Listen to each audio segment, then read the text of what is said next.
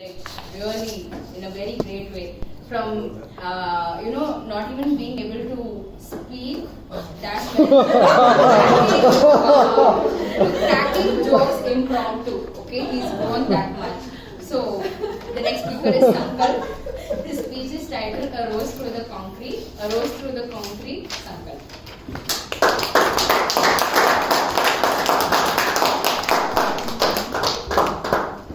Thank you, Madam Sushma. Ladies and gentlemen, it was the time for a school annual festival, and the teacher goes to the classroom and asks, who wants to be part of a dance performance? Only 3 kids raise their hands.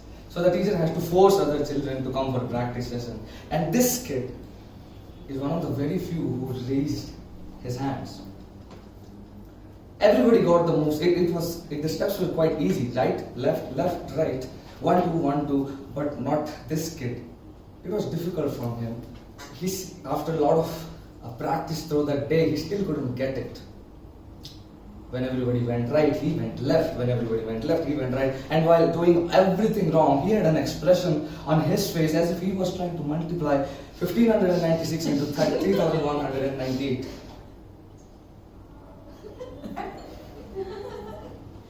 Wow. It didn't take the teacher long to decide where to put this kid. The last row, the leftmost corner, so that everyone could see that there is a good crowd dancing, but no one could see what he's actually doing. But this kid was really excited. He went home that day and he told his mom, "Mom, guess what I did today? I danced." And then his mom, even more excited than he is, "Really, my son? Won't you show your mom how you danced, what you learned? More than that, won't you teach your mom what you learned?" This was more than enough for this kid, more than what he could have ever asked for. Every day, he used to go for the practice, didn't matter if it was a Saturday, Sunday, after school, before school. He was always there because he loved dancing, and he has to teach his mom what he learned. And for the teacher, it was really irritating because no one used to turn up for practices. And she used to stuck up with this kid. He never got a single step right when the music was on. Days passed, and then the teacher saw like, okay, now this kid is the only one who at least knows all the steps, thanks to his regularity. So what she did, she took him from the 5th row and brought him to the 4th row. Then she saw like, now he is in sync with music. So from 4th row, he came to the 3rd row. And then she saw like, he is now the most energetic of all. And he's the only one who is speaking the expression of the song, which was basically this, tuck, tuck, tuck, tuck, tuck. So he moves forward, and until the day of performance, when he's dancing in the center of the stage and the other 2 rows are dancing beside him. Ladies and gentlemen, I was in 4th standard that time. And I still remember that day as I stand there on the stage and the whole auditorium fills up with an uproar and a wave of applause as we end our dance performance. This has been my life. I was not one of those wonder kids you see on TV. I was extraordinary at being ordinary. But I was little innocent. I just believed my mom when she said, "You are special." I just believed my teacher when he said, "I see something in you." I had this very deep bond with my teacher, and that is the reason why I had deep interest in the subject he was teaching, that was English.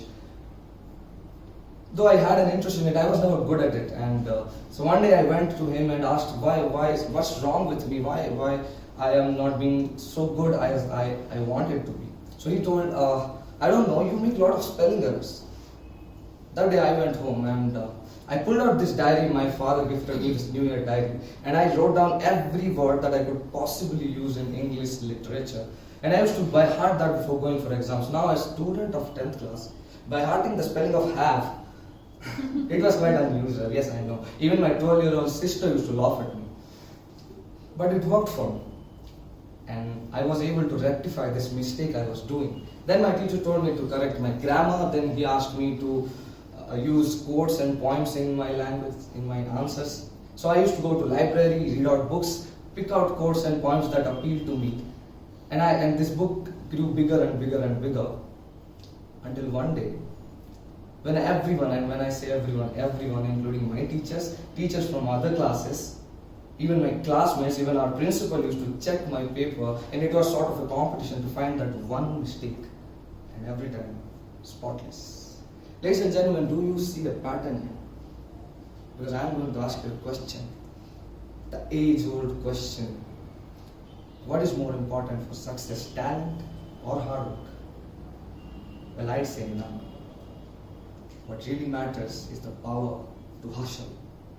I have seen talent burning into ashes in his own pride and hard work getting lost in his own confusion, but I am yet to see one person who hustled but didn't succeed.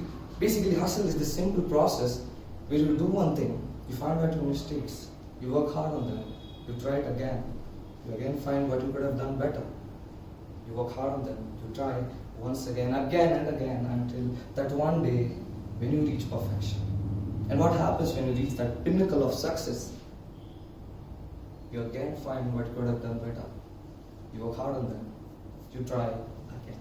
This is a never-ending process, ladies and gentlemen. And what determines how long it takes you to reach your goal is the power to hustle. Nature's journey is the very story of a hustle.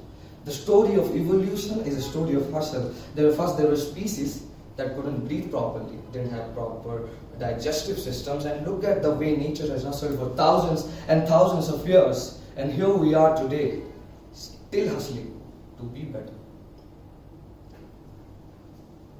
Even Toastmasters is a place of hustle. It operates on the very theme of hustle. You give a speech in the prepared speech session.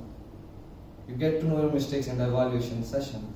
You go home, you work on your mistakes. You come back again with a new speech and all your mistakes worked out. And every time you do that, you become a little better.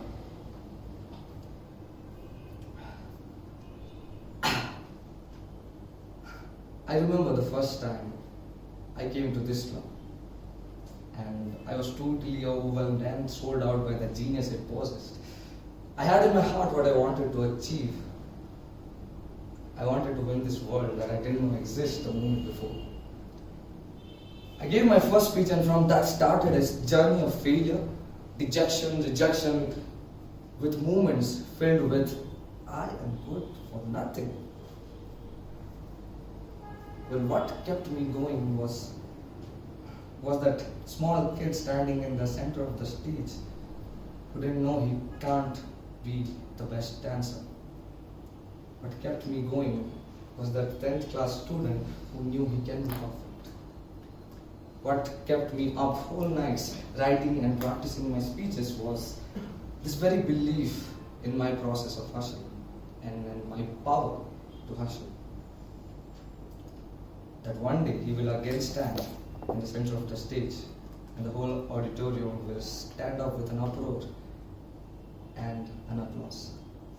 Ladies and gentlemen, just yesterday I found there was one rose who was growing out of concrete. I was a little perplexed, how can this happen? So I went up, I dug up a little and I saw that actually that rose was growing from soil. But it hustled its way through the concrete in search of sunlight. My friends, even we have dreams and goals to catch on, don't we? Until now that road to that place was blurry, but now it's clear, it's simple. It may not be easy, but it's simple. You need to hustle to get there. There will be a lot of things pushing you back, but the real question is, are you willing to hustle? Are you willing to put all your power into that hustle? And once, when you get to that success you always wished for, you will stand there, you will look at that rose that is growing out of the concrete and you will say, hey, that's me.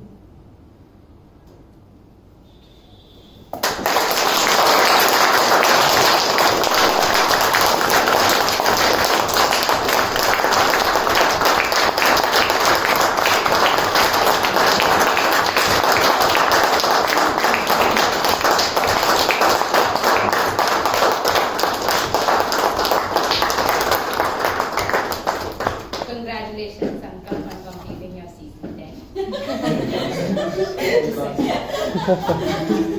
And also on telling us that the secret of success